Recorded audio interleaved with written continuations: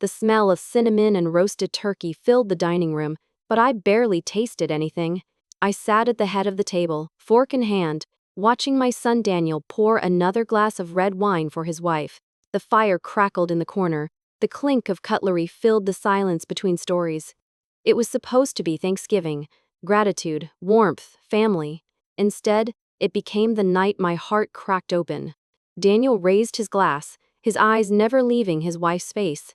His voice was firm, almost celebratory. "A wife matters more than a mother."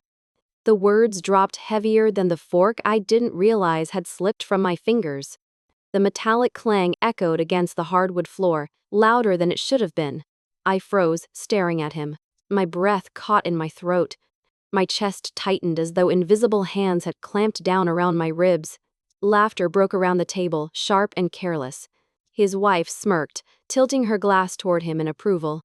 Even the cousins chuckled nervously, unsure what to do but unwilling to break the rhythm of his toast. I felt my cheeks burn, not from the wine I hadn't touched but from shame. I had given this man, my only child, everything. 35 years teaching children their ABCs and multiplication tables, pouring every spare dollar into his education, his business, his life. And yet, in one sentence, he erased me. I forced my voice to steady, though it trembled anyway. So, after all these years, I matter less than nothing? The room stilled. The room stilled. Daniel avoided my gaze, swirling the wine in his glass. His wife leaned into him, whispering something that made his lips twitch into a grin. Not one person spoke up for me.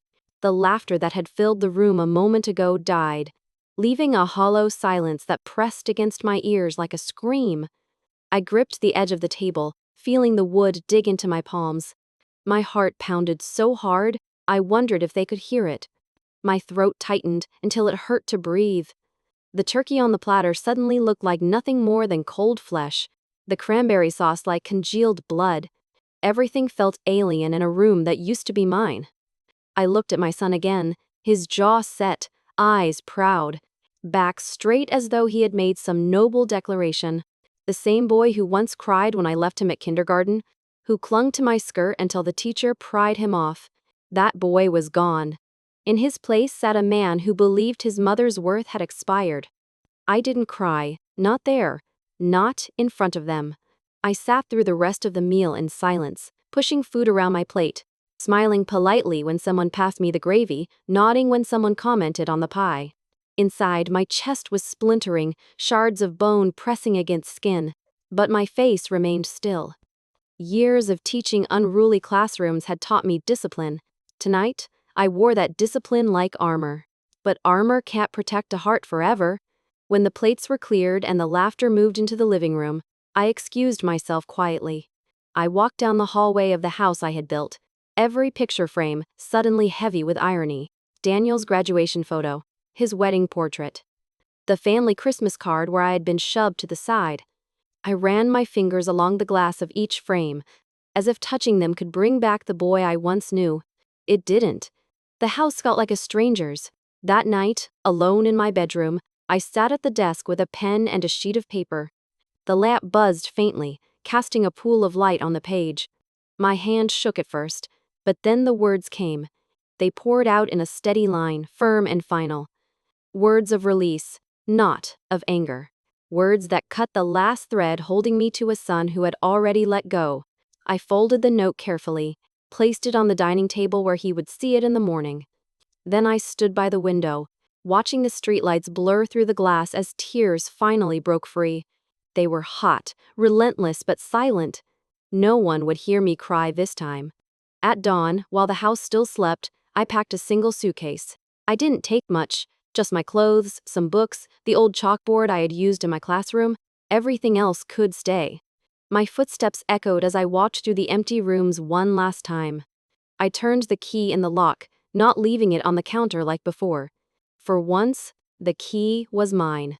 And when Daniel woke the next morning, all he found was an empty house and a note that shattered him. I wasn't born into wealth, and teaching was never a path to riches. But for 35 years, I stood in front of chalkboards in a small elementary school, teaching children how to spell their names, how to add and subtract, how to dream bigger than their circumstances. My paycheck was modest, sometimes laughably so, but I never complained. Every dollar had a purpose, and for me, that purpose was Daniel. Over the course of my career, I earned just enough to cover rent, groceries, and the occasional repair. Yet somehow, by cutting corners, clipping coupons, and taking summer tutoring jobs, I managed to save. By the time Daniel graduated high school, I had put away over 110,000 Ts in retirement savings. Most people would have guarded that money like treasure for their old age. I didn't. I slid the paperwork across the bank counter with a shaking hand, withdrawing what I had worked decades to collect. And I wrote the check that carried my son through college. I told myself it was worth it every time I saw him walk across campus with a stack of books. I told myself it was worth the sleepless nights and the aching back. Worth every cup of watered-down coffee I drank while grading papers at midnight. I traded my future security for his future success, and I believed that was love. In 2005, when his first business idea came, he called me late at night, his voice trembling with excitement. "Mom, I have a chance to start something real, but I need capital." I looked out the window at the old Toyota parked in the driveway. It was more rust than paint, but it still ran. I knew what I had to do. Within a week, the car was gone, sold for a fraction of its sentimental worth, and the money went straight to Daniel's account. I started walking to school or catching rides with colleagues, telling everyone that I was getting exercise. No one knew I had stripped myself of convenience to put fuel in his dreams. Vacations? I never took them. For over 20 years, I didn't step foot on an airplane unless it was to accompany Daniel for something important. Italy, France, even the Grand Canyon. These places existed only in the travel brochures I used to cut up for classroom collages. My students glued pictures of gondolas and Eiffel Towers on poster boards, writing someday in big letters.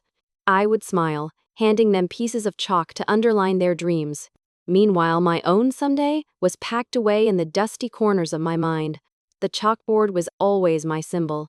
I used to write every lesson, every hope, in white dust that clung to my fingers and clothes. For my students, the chalkboard was a window to possibility. For me, it became a wall every time I erased their math problems or spelling. Mistakes? I erased little fragments of myself. I drew bright futures for everyone else but left my own life blank, smudged into nothingness. Daniel was 12 the day he made me a promise I never forgot. He came home from school, his backpack dragging, his eyes lit with the kind of conviction only a child can carry. He dropped into the kitchen chair and said, "Mom, one day I'll buy you a bigger house. With a yard. You won't have to grade papers at the kitchen table anymore." I laughed, wiping chalk dust from my palms onto my skirt. "Just promise me you'll be kind, Danny. That's all I want." He nodded earnestly, as if sealing a pact between us. For years, I replayed that moment when I needed strength, when the bills piled high, when my body ached from standing too long, when my colleagues retired early while I kept teaching just to afford his dreams. That promise was my anchor. But promises, I've learned, can turn to ash. Every sacrifice I made became invisible to him as he grew older. The late nights, the hollow bank account, the empty driveway where my car once stood, none of it mattered in the end. He lived his life forward, chasing ambitions, while I lived mine backward, clinging to faded chalk lines of a promise never kept. Sometimes I would stand alone in my classroom after the students had gone home, staring at the chalkboard. The eraser left ghostly marks where words had once been. I would press my hand to the surface, feeling the grit of old lessons under my fingertips, and wonder if my own story would ever be written, or if I was destined to be. Nothing more than a background note in Daniel's symphony. Looking back now, I see the trail of choices that led me here. I see a woman who gave everything: time, money, health, hope, and asked for nothing in return but kindness. And what did I receive instead? A single sentence at a Thanksgiving table that reduced me to less than nothing. That childhood promise of a bigger house? It never came. All that remains is chalk dust fading into the air. The rain had that small, insistent rhythm that makes the house sound older than it is. I sat up long after everyone else had gone to sleep, the kitchen clock ticking with that steady, indifferent patience that had measured so many of my nights.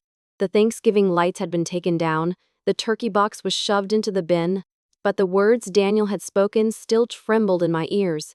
A wife matters more than a mother. They settled in me like grit.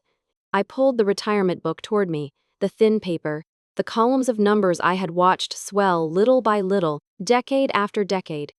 Those numbers were the quiet ledger of my life: summers spent tutoring, overtime sweeps of the classroom, the second job folding flyers for the PTA. I had pictured those digits as a safety net, an answer for the slow years, the medical bills, the quiet days when the classroom felt too far away to walk to. Instead, I'd given so much of it away. For Daniel. For his education, his first apartment, an angel payment on a shaky startup. The ledger was real, and so was the ache in my ribs when I realized how much I had been erasing from myself. Enough. No more erased chalk lines, I said into the dark. And the words felt like a vow, small and stubborn. My hands trembled slightly as I dialed the bank. Saying the words out loud made them truer. The voice at the other end asked a litany of questions. I answered: name, birth date, account number. Each syllable, unclasping something inside me. I'd like to cancel the recurring transfer to Daniel Miller, account ending in 3241, I told her. The confirmation code sounded like a small, clean click when she read it back. The automatic full 100 a month. The habit I had built and kept. The invisible pipeline of my earnings to his life was cut. I hung up the phone and felt, absurdly, like someone had taken a pair of scissors to a rope that had tethered me to a mall boat headed for someone else's shore. I rose and went to the front door. The old lock had always been forgiving, a habitual convenience, a key left on the counter, a door unlatched, a welcome sign for a child who might need it at odd hours. That ease had been part of my generosity, but tonight even convenience felt like complicity. I fetched the spare lock I had bought months ago, the one that had rung up in my head as a small, private promise. My fingers calloused from chalk and the steady turning of doorknobs worked with. The kind of patience I taught children when they struggled with handwriting. The new lock sealed with a metallic certainty that sounded too loud in the quiet house. When the key slid into my palm, it felt heavier than it should have, weighty with choices, with the small economies of a life rearranged. I turned the key twice and then 3 times, not to keep anyone out really, but to feel the decision settle where decisions live, in the body. For the first time in years, the key felt like mine. Not mine in a communal sense, not the "this house belongs to family" sense. Mine as in, this is my boundary. Packing was an exercise in economy and memory. I did not take expensive things, no jewelry, no bank receipts that could be combed over and weaponized. I selected a handful of dresses that I still liked, a cardigan I had crocheted between parent conferences, the little chalkboard I'd used to teach letter formation to first graders, and the small box of keepsakes, a photograph of Daniel at 7 on the soccer field, the handwritten note he'd left in a lunchbox when he was 12. I folded them like a person folding years into a suitcase. Before I left, I sat at the kitchen table with a pen and a sheet of paper. I wanted the words to be precise, not bitter, not theatrical, just true. The light above the table threw a small halo on the paper. My hand did not shake when I wrote. I thought of the hundreds of kids who had once listened to me explain fractions, of quiet afternoons when an anxious child would catch my eye and I would give him an extra smile to get him through the day. Those memories steadied me. They kept my voice level. A wife may matter more than a mother to you, Daniel. But to me, my life matters most. By the time you read this, I'll be gone. I read it twice, folding the paper so the crease was straight. There was no flourish of melodrama. Only the clean line of someone who had spent a life, shaping small hands to hold pens, and now held one for herself. I left the note exactly where he would find it, on the center of the dining table, under the lamp, where it could not be missed. I wanted him to know that leaving was not a tantrum. It was an act of necessary preservation. I turned off the lights and walked through the rooms, family photos, the framed watercolor of the schoolhouse. Someone had given me the year I turned 40, the bookshelf where I kept all the teaching manuals and novels I'd never finished. I did not take the wedding album or the framed degrees. I left them as relics that future conversations might need. This was not erasure, it was reorientation. There was a small comfort in the mundane. I set the kettle on for tea, though I knew I would walk away before it boiled. I put on my coat, checked the pockets for the chalk dust that never quite washes out, and then took the little chalkboard under my arm. The chalk left a faint silt on my fingertips. I thought of standing again before a class, but this time I would write my own lesson. Outside, the rain had softened to a hush. I pulled the door closed and turned the lock with a measured hand. For once, the click of metal against metal was not an anxiety, but a punctuation mark. The end of a sentence and the start of another. I hoisted my bag, took one last breath filled with the cold, damp air, and walked into the night with the chalkboard pressed to my chest. I did not drive away with rage. I walked with the calm of someone who had measured out years of giving and found, at last, the courage to keep the last measure for herself. The note on the table would be discovered in the morning light, a small confession, a small boundary, a small truth. I did not know what would happen then. Anger, sorrow, perhaps appeals. I only knew that I had made a choice that belonged to me. As the city lights blurred behind me, I cradled the little board and whispered to myself what I had whispered in the dark. Enough. No more erased chalk lines. The knock on my door came on a gray afternoon, the kind of day when even the light seemed tired. I had only been in the new apartment for a week.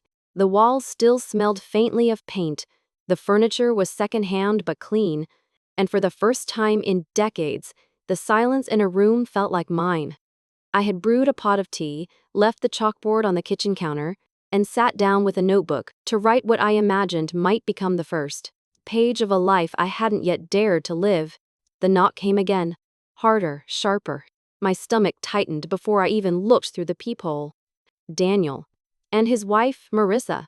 He wore the same expensive coat I had once helped him buy when he got his first management job. She stood beside him in a camel-colored blazer, her eyes narrow, her lips pressed thin in a way that was almost a smile but carried no warmth. They looked like a pair on their way to a negotiation, not a visit. I opened the door halfway. "Daniel?" I said quietly. "Mom," he answered, the word clipped, more title than tenderness. "We need to talk." I hesitated, then stepped aside. The door closed behind them with a soft click that somehow sounded louder than thunder. The little apartment seemed to shrink around their presence. Marissa placed her leather bag on the counter as if the kitchen belonged to her. Daniel remained standing, pulling out a folder thick with documents. My throat tightened. The smell of their perfume and cologne filled the room, crowding out the scent of my tea.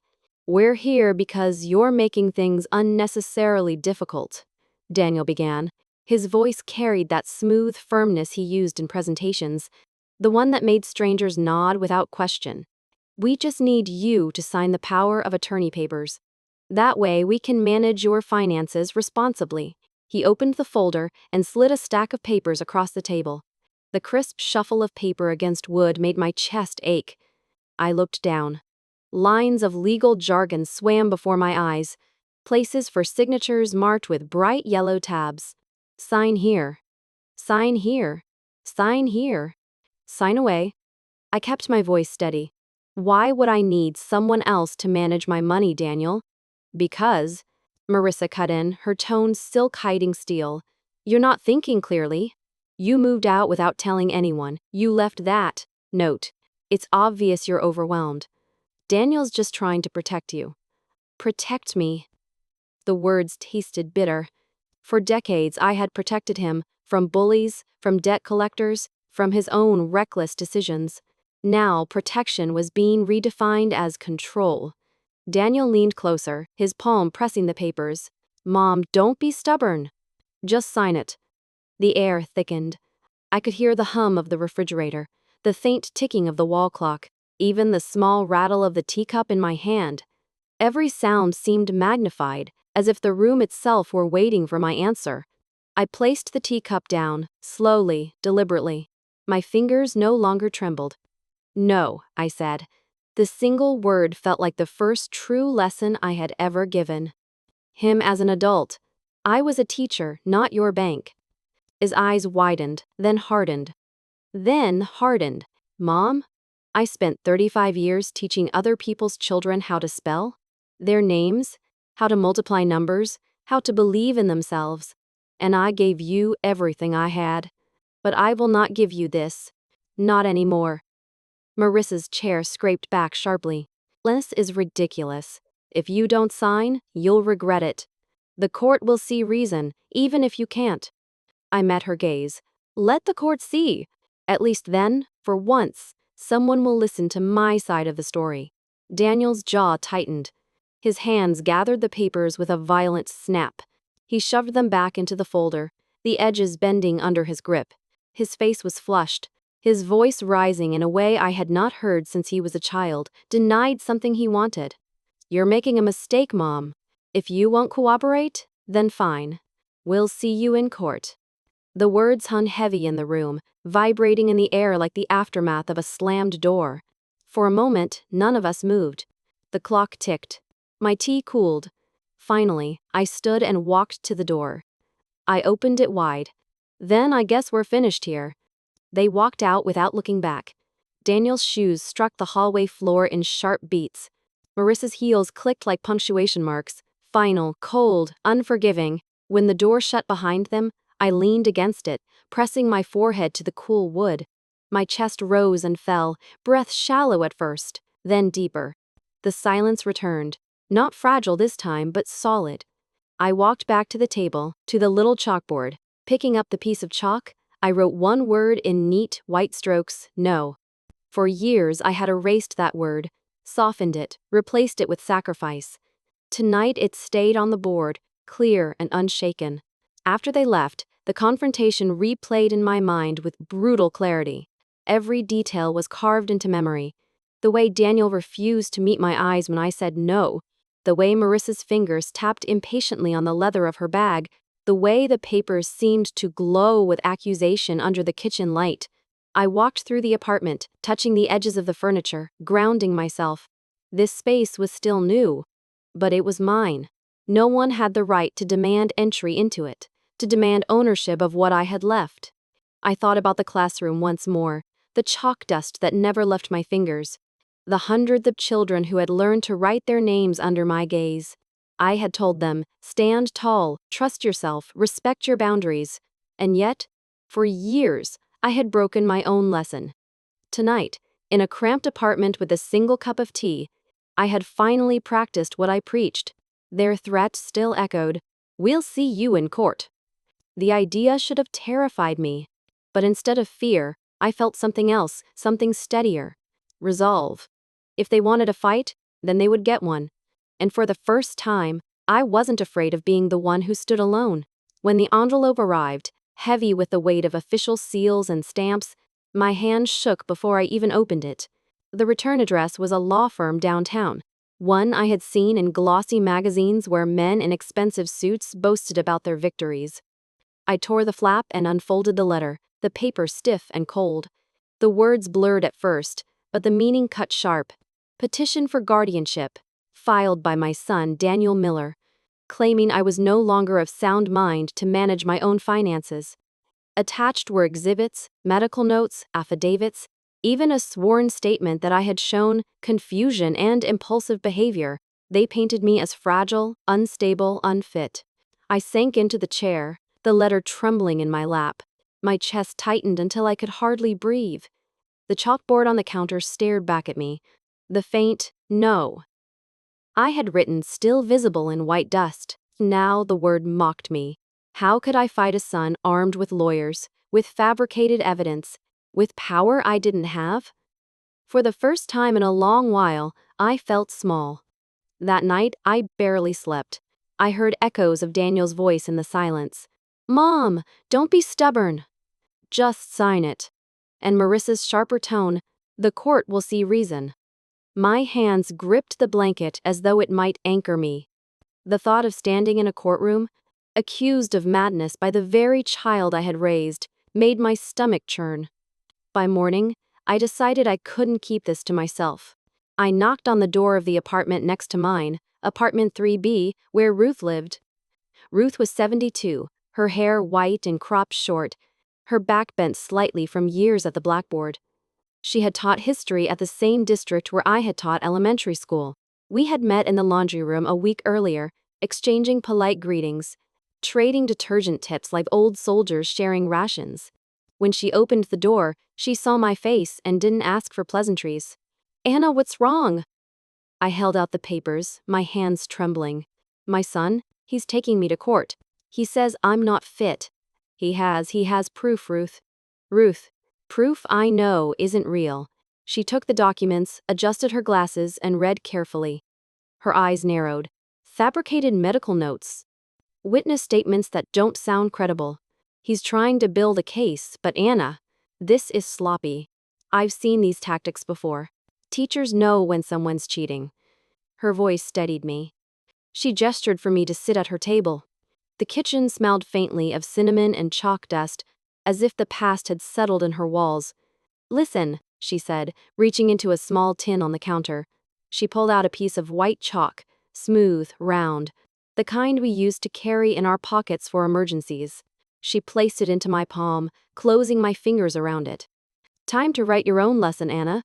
I looked down at the chalk, the dust smearing against my skin. My throat tightened. "Ah, Ruth, I don't know if I can fight this. He has lawyers. I have this apartment and a few old books. You have more than that," she said firmly. "You have the truth. And you have me." The days that followed were a blur of anxiety and determination. I met with a lawyer Ruth recommended, a woman named Carla, sharp-eyed and calm, who specialized in elder rights. Sitting in her office, I felt exposed, like a student called to the front of the class without preparation. But Carla's questions were precise. Bank statements, dates, phone records. Evidence I still had. "He claims you're not competent," Carla said, tapping her pen against the file. "But you've been paying bills, signing documents, making decisions. If we can show a pattern of clarity, his case weakens. Do you have records of your teaching career, your financial transfers, maybe even journal entries?" "Yes," I said slowly, thinking of the stacks of notebooks I had carried from house to apartment. Years of lesson plans, receipts, carefully filed retirement contributions, proof of a life built on order and discipline. "Good," she nodded. "We'll need all of that." "And witnesses. Witnesses." The word frightened me, but Ruth leaned across the table and patted my hand. "You have more allies than you think.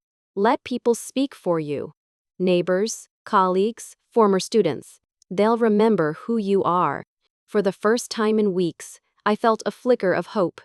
But the fear returned each time another envelope arrived. Daniel's lawyers were relentless. Requests for medical evaluations, depositions, subtle threats woven into legalese. They claimed I had been seen wandering late at night, that I had misplaced checks, that I had given irrational gifts. Lies, each one. Yet seeing them in black ink made me doubt myself. Had I really forgotten that appointment last spring? Had I mixed up envelopes once or twice? Could those small slips be twisted into a portrait of incompetence? I would sit at my kitchen table, chalk in hand, tracing the same word over and over on the little board. Truth. Truth. Truth.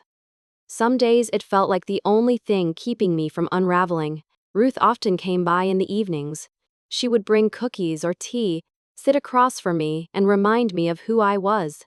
"Remember when you taught Daniel's class the multiplication tables?" she said one night, smiling. "You had that silly song, the one all the kids hummed in the hallway. Does that sound like a woman who couldn't manage her own life?" I laughed weakly.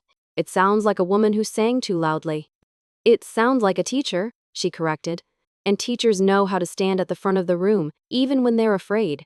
The confrontation was escalating, and I knew the battle would move from papers to a courtroom soon. The thought made me tremble. But then, I would close my eyes and feel the chalk between my fingers.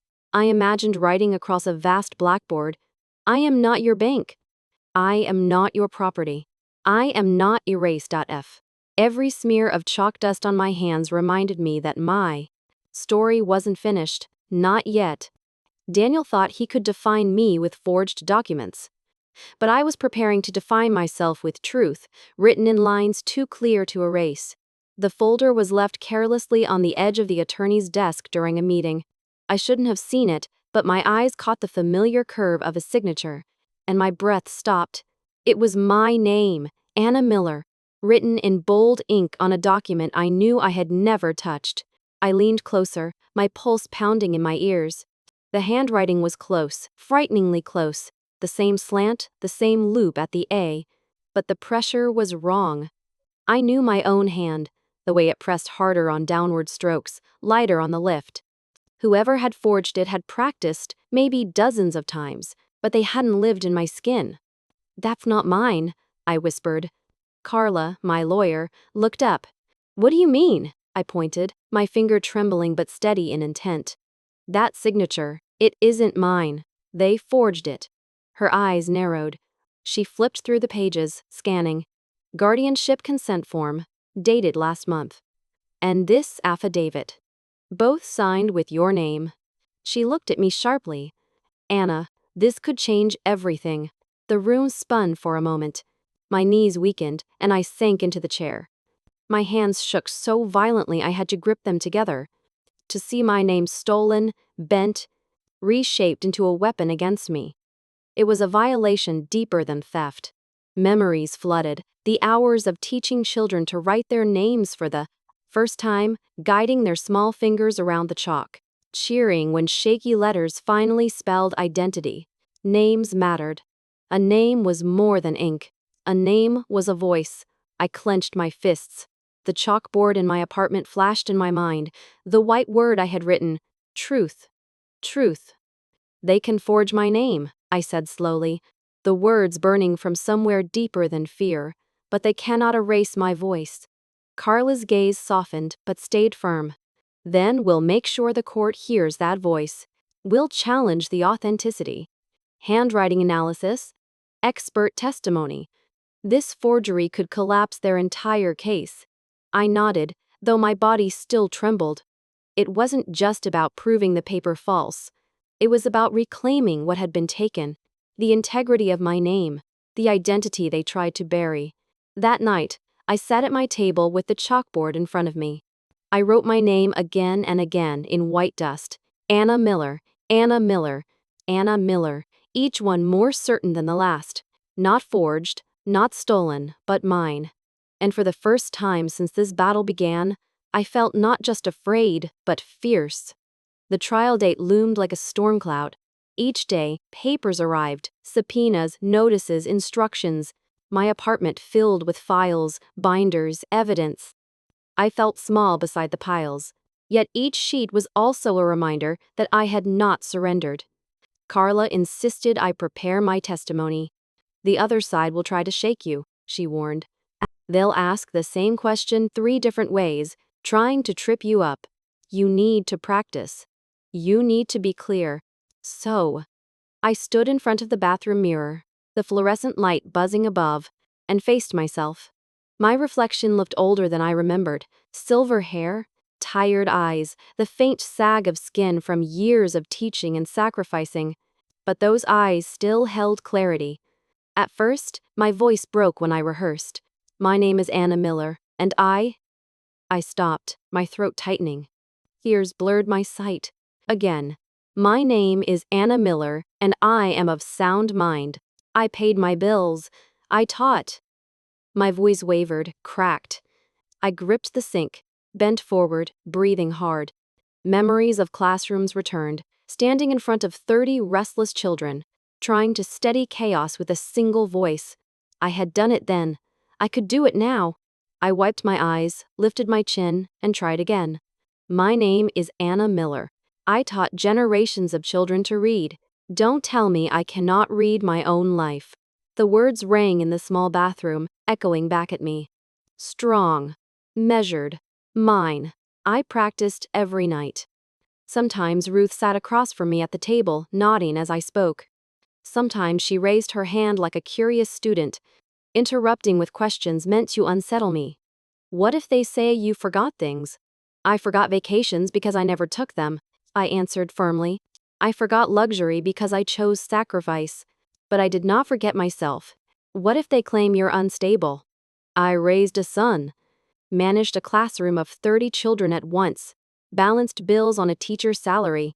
That is not instability. That is resilience. Her eyes would shine with pride. Good. Louder. So I grew louder. Each rehearsal scraped away fear, replacing it with conviction. The chalkboard bore witness to it all.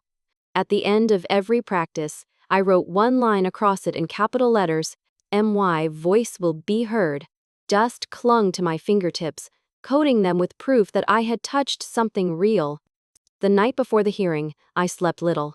My suitcase was ready, not with clothes, but with evidence: bank records, notebooks, lesson plans, even a stack of birthday cards from former students. Proof of a life lived in clarity, not confusion. Proof that I was more than the forged papers against me.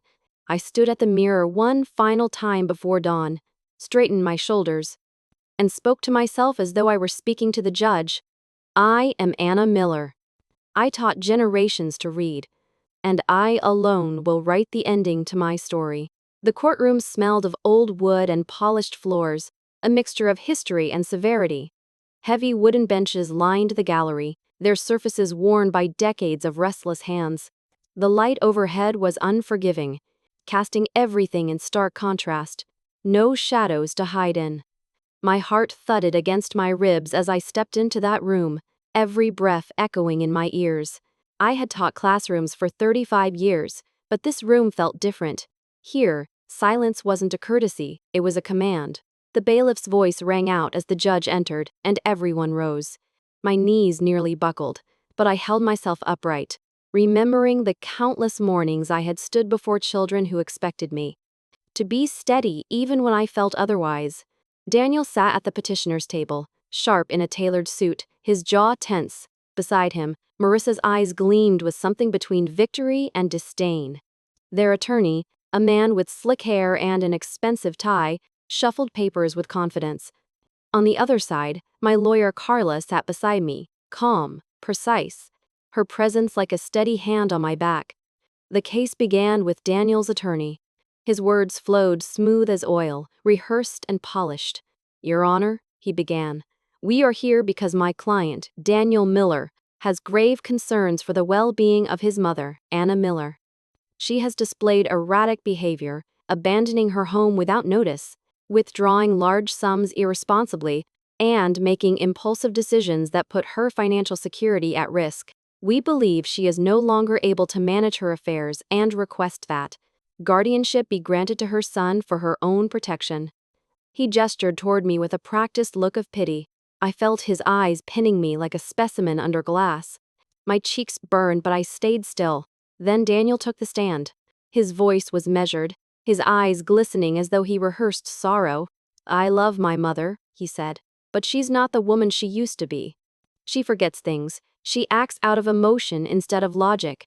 She left her home with no explanation, leaving behind important documents. I'm only trying to ensure she's cared for." Whoa! I wanted to scream. Instead, I gripped the chalkboard I had carried in my bag like a talisman. My fingers pressed into the frame, grounding me. The attorney introduced exhibits, documents bearing my forged signature, affidavits claiming I had been confused during transactions, even a neighbor's statement that I had wandered late at night muttering to myself. Lies. Each one. Yet hearing them spoken aloud in a courtroom made them sound heavier than truth. When it was Carla's turn, she rose with quiet force. "Your Honor," she said, "the petitioner paints a picture of incompetence. But what we will show is not a woman who has lost her capacity, but a mother who has drawn boundaries after decades of sacrifice and children, who cannot accept that boundary. We will prove these documents are forged, these claims are exaggerated, and that Anna Miller is fully capable of managing her life." Her confidence steadied me. She called witnesses. First was Ruth. She walked to the stand with her back straight, her voice steady. I've known Anna for months as her neighbor, but more importantly, I recognize her as a fellow teacher. I've seen her manage her affairs with clarity.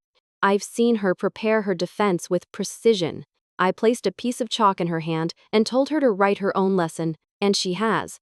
The courtroom chuckled lightly at the image, but her sincerity cut through. Next came handwriting experts, comparing my true signature with the forged ones. Side by side on a projection screen, the difference was unmistakable. The hesitation in the forgery, the unnatural strokes. Finally, Carla handed the court a stack of my journals, lesson plans, and meticulously kept records. Each page showed order, clarity, competence. Then it was my turn. I stood, legs trembling, and walked to the witness stand. The oath was read, and I swore to tell the truth. My palms were damp, but when I looked into the judge's eyes, I remembered the faces of children who had once waited for me to explain long division. I breathed, and I began. My name is Anna Miller. I taught for 35 years in this district. I raised one son, Daniel. I gave him my savings, my time, my strength. I sold my car to fund his business. I skipped vacations, delayed retirement, and lived frugally so he could succeed. For decades, I erased my own needs the way I erased chalk lines from the board, always making room for someone else's lesson. But I am not erased. I pay my bills. I cook my meals. I keep my records with the same precision I taught children their alphabets. These signatures, I pointed to the forged documents projected on the screen, are not mine. They are someone else's attempt to silence me. I am Anna Miller. I am not a faded chalk mark. I am the teacher of my own freedom. The words rang louder than I intended, filling the courtroom. For a moment, silence stretched. Even the judge leaned forward, his eyes fixed on me. Daniel shifted in his seat, his jaw tight, his gaze refusing to meet mine. Carla asked her final question, her voice soft. Mrs. Miller, do you believe you are capable of managing your life and your finances? I straightened my shoulders. Yes, I always have been, and I always will be. The closing arguments passed in a blur. Daniel's attorney tried to reframe me as stubborn, emotional, reckless. Carla countered with calm logic, emphasizing the evidence of forgery, the clarity of my testimony, the support of witnesses. Finally, the judge spoke. His voice was steady, deliberate. This court has reviewed the evidence presented. The petitioner has alleged that Anna Miller lacks capacity to manage her affairs. However, the documents presented as evidence of consent are proven to be forgeries. Witness testimony and financial records indicate that Mrs. Berisple Miller is competent and capable. This court rules in favor of Anna Miller. The petition is denied. The gavel struck wood with a sharp crack. For a moment, I couldn't move. The words washed over me like sunlight breaking through heavy clouds. Around me, murmurs filled the room, but all I heard was my heartbeat slowing, steadying. Carla touched my hand. You did it, she whispered. I turned my eyes to Daniel. He sat stiff, his face pale, lips pressed into a hard line. For a second, I thought he might speak, but he didn't. He gathered his papers, his wife's hand gripping his arm, and they left without looking back. I remained in the courtroom as people filed out, staring at the empty witness stand. The heavy benches, the bright lights, the echo of my own words, they would linger in me. But so would the memory of standing, of speaking, of refusing to be erased. When I left the courthouse, the late afternoon sun felt almost unreal. It was bright, dazzling, as if the world hadn't just turned itself inside out in that wooden room. People hurried along the sidewalks, cars honked in traffic, a vendor sold roasted chestnuts on the corner. Ordinary life carried on, indifferent to the storm that had nearly swallowed me whole. Carla walked with me to the curb, her hand briefly squeezing mine. Rest, Anna. You've earned it, she said before hailing a cab. I nodded, unable to find words. She disappeared into the bustle, leaving me standing with my small bag, the chalkboard tucked carefully inside. Back in my apartment, the silence wrapped around me like a familiar shawl.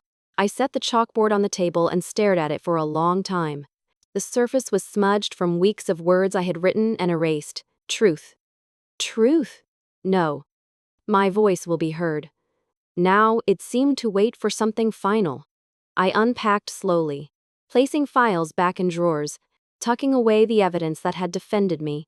Bank statements, journals, old letters from students, objects that had felt like armor in the courtroom now lay like harmless paper. The fight was over. I brewed a cup of tea, the kettle whistling sharply, and carried it to the table. Steam curled into the air, fogging my glasses.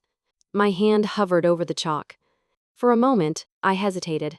Could I really believe it? That I was free? I picked up the chalk and pressed it against the surface. The familiar scrape sang through the room. 3 words appeared, white and certain, free at last. I sat back, the tea warm between my palms, and let the words settle into me. The victory didn't feel triumphant. It wasn't a parade or applause. It was quieter, like the hush after children finally stop talking in class, or the deep breath after a storm clears. Relief, edged with sorrow. Blood of Daniel, his face when the judge ruled, the rigid line of his shoulders as he left without a word. He was my son. Still is. By blood. But the distance between us felt like a canyon carved by betrayal. I had gone into the courtroom to fight for my freedom. I had left it having lost him. I walked to the bookshelf and pulled down a photo album. There he was at 5, grinning with missing teeth. At 12, promising me a bigger house. At 22, in his cap and gown, my hands clasped proudly around his diploma. I traced my fingers over the glossy pages, my chest tightening. I lost a son, I whispered to the room. The words broke something inside me. My throat burned, tears spilling fast, unstoppable. I cried until my shoulders shook, until the album blurred through salt water. But when the tears slowed, another truth settled in. In that courtroom, in front of strangers and a judge, I had spoken words that had been buried for years. I had claimed my name, my life, my dignity. I had refused to be erased. I closed the album and returned to the table. The chalkboard waited, the white letters steady and unshaken. I touched the chalk dust with my fingertips, smearing it slightly. It clung to my skin, just as it had through decades of lessons, through a life spent teaching others. This time, the dust felt different. It wasn't residue from erasing someone else's mistakes. It was the trace of my own voice finally written, visible, undeniable. I whispered to myself, not as a plea, but as a declaration. I lost a son. But I found my voice. And in the silence that followed, for the first time in years, I believed it. After the trial, the old house no longer felt like mine. Its walls carried too many arguments, its rooms too many shadows. I walked through each space one last time, running my hands over the door frames, the kitchen counters, the faded wallpaper where Daniel's childhood drawings had once hung. Memories clung like dust, but I knew I couldn't live inside them anymore. So, I sold the house. I signed the papers with a steady hand, no hesitation. And when the keys left my palm, I felt lighter, as though I had shed an anchor I'd been dragging for years. With the money, I booked a one-way ticket to Venice. I had always shown my students pictures of canals and gondolas, the blue domes and bridges, but I had never stood on that soil myself. For decades, travel brochures had been cut into collages by small hands while I stayed behind. Now, finally, I would see it with my own eyes. Venice greeted me with water lapping against stone steps, the air tinged with salt and espresso. I rented a modest apartment on a narrow street where laundry fluttered overhead, and church bells marked the hours. Within months, I found a space to rent, a little storefront near a quiet canal. I painted the walls warm cream, set out secondhand tables, and lined the shelves with books collected from markets and donations. It became a cafe, yes, but also a reading room, a place where people could linger with coffee and stories. On one wall, I hung a large chalkboard. Not the small portable one I had carried through the trial, but a wide, black slate salvaged from an old school. I mounted it so every visitor could see it when they walked in. Above it, in simple letters, I wrote, "Write your dream. Soon." The board filled with scribbles in Italian, English, German, Japanese. Wishes of travelers, sketches of hearts, fragments of poetry. Children drew houses with gardens. Lovers etched initials inside circles. Every morning when I unlocked the cafe, I ran my hand over the chalkboard and smiled at the smudges left behind. It was no longer a wall of erased lessons. It was alive, layered with hope. And every morning, I made myself a cappuccino. The cup was warm in my hands, the foam light as air. I would carry it to the window where sunlight spilled across the floor and think, this is what freedom feels like. Not grand, not thunderous. Just quiet, weightless, like a new piece of chalk waiting to write. Sometimes visitors asked about the woman who ran the little cafe. A few learned fragments of my story, how I had once been a teacher, how I had come to Venice alone. They called me La Professoressa, the professor. Some mornings, children tugged at my sleeve and begged me to tell them a story, so I would write their names on the chalkboard and spin a tale to go with them. Their laughter echoed against the shelves, reminding me that I was still, at heart, a teacher. Only now, I taught on my own terms. One afternoon, when the cafe was quiet, I took a piece of chalk and wrote a line for myself, above all the other dreams. Not their erased mother, my freedom. I stood back, dust on my fingertips, and felt tears prick my eyes, not from sadness, but from recognition. For years, I had been defined by sacrifice, by silence, by the slow erasure of self. Now, at last, I was defined by choice. Oh! By presence. By the lines I refused to let anyone erase. I often thought of Daniel. Sometimes the ache returned, sharp and sudden. I wondered if he remembered the promise he had made at 12 to buy me a bigger house. I wondered if he ever thought of me when he signed his name on contracts or checks. But I no longer lived waiting for those answers. My life was not suspended between his words and actions. It belonged to me. Freedom didn't erase grief, but it gave me room to breathe alongside it. As the months passed, the cafe became known as a small haven for wanderers. Articles appeared online, the reading cafe, where strangers write their dreams. 2. Pabinus. 2. Photos showed the chalkboard crowded with words, the shelves filled with second-hand books, and me, an older woman smiling behind the counter, a cappuccino in hand. Sometimes, tourists asked if I ever added my own dream to the board.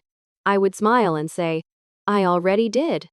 Then I would point to the top corner, where in bold letters it remained, not their erased mother. My freedom. It was the truest thing I had ever written. I want to end this story the way I began it, by looking directly at you. Thank you for walking this road with me. Thank you for listening when so many in my own life refused to hear. My name is Ace Anna Miller, once told I mattered less than a wife. Now the keeper of my own key. I never thought I would have the courage to speak aloud what I endured.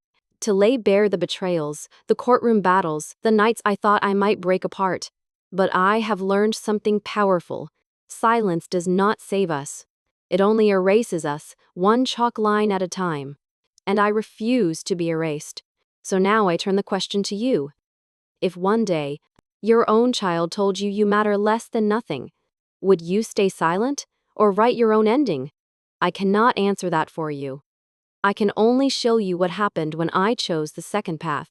It was not easy, it cost me dearly, but it gave me something I had lost for decades, my own voice.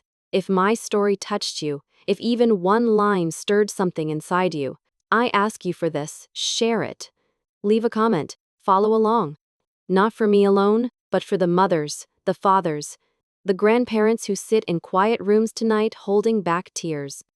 Somewhere out there, another parent is questioning their worth, wondering if love means surrendering every last piece of themselves. Maybe your words can give them courage. Stories travel further than we imagine. They reach into places where silence has settled like dust. They remind us that even when families break, even when bonds fray, we are not alone. And sometimes, just sometimes, one voice is enough to light another. So if you carry anything from my journey, let it be this: you are not what others call you. You are not the signatures they forge, the insults they hurl, the boundaries they trample. You are more. And as for me, I am not their erased chalk mark. I am my freedom.ss.